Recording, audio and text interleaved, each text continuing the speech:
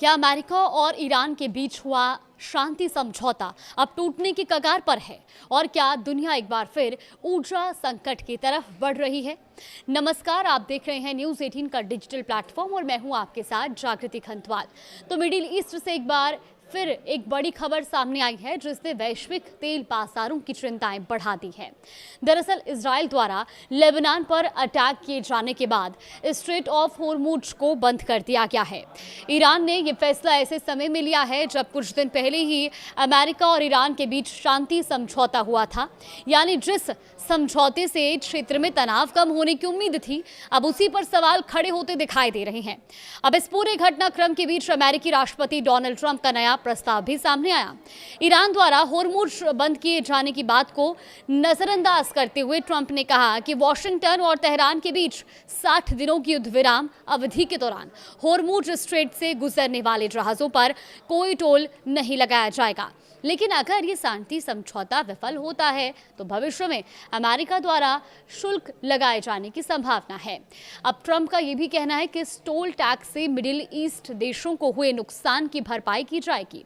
हालांकि ट्रंप ने ईरान द्वारा होर्मुज बंद किए जाने के फैसले पर कोई सीधी टिप्पणी नहीं की, लेकिन होर्मुज के फिर से बंद होने से क्षेत्रीय तनाव और बढ़ गया है। अब बात करते हैं उस चेतावनी की जिसने दुनिया भर की शिपिंग और ऊर्जा कंपनियों की चिंताएं बढ़ा दी है।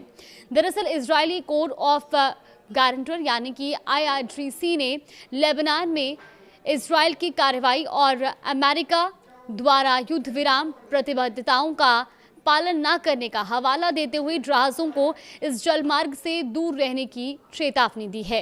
तो IRGC ने लेबनान में इजरायल की कार्रवाई और अमेरिका द्वारा युद्ध विराम प्रतिबद्धताओं का पालन न करने का हवाला देते हुए जहाजों को इस जलमार्ग से दूर रहने की चेतावनी दी है।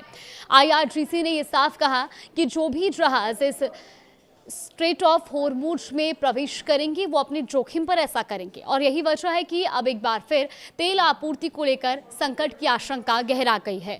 दरअसल स्ट्रेट ऑफ होर्मुज दुनिया के सबसे महत्वपूर्ण ऊर्जा मार्गों में से एक माना जाता है।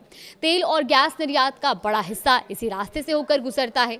ऐसे में ईरान की इस घोषणा ने वैश्विक ऊर्जा आपूर्ति को लेकर चिंताओं को फिर से बढ़ा दिया है। अब बाजार विशेषज्ञों का ये मानना है कि सोमवार को मार्केट खुलने के बाद तेल की कीमतों में फिर से उछाल देखने को मिल सकता है। हालांकि इस बीच अमेरिकी केंद्रीय कमान ने एक अहम जानकारी दी है।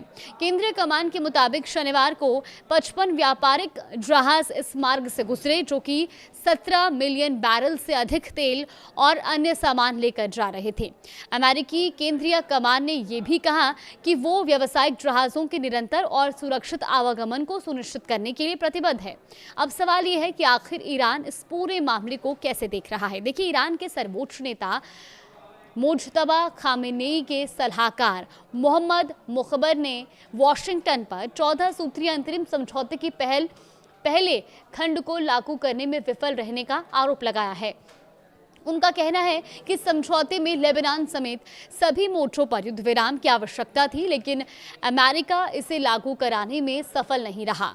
मुखबर ने यह भी चेतावनी दी है कि जब तक समझौते को व्यवहार में लागू नहीं किया जाता तब तक मिडिल ईस्ट में ऊर्जा आपूर्ति रुकी रहेगी। और उनकी टिप्पणी ऐसे समय में आई है जब इजरायली सेना और हिजबुल्लाह के बीच झड़प एक बार फिर तेज हो गई है और इसी वजह से लेबनान युद्ध विराम की स्थिरता पर भी नए सिरे से सवाल उठने लगे हैं। तो फिलहाल दुनिया की नजरें होर्मुज, तेहरान, वॉशिंगटन और तेल बाजार पर टिकी है, क्योंकि अगर तनाव और बढ़ता है तो इसका असर सिर्फ मिडिल ईस्ट तक सीमित नहीं रहेगा बल्कि वैश्विक ऊर्जा बाजार और तेल की कीमतों पर भी पड़ सकता है। फिलहाल इस पर आगे भी कुछ अपडेट आएगा तो आप तक जरूर साझा करेंगे।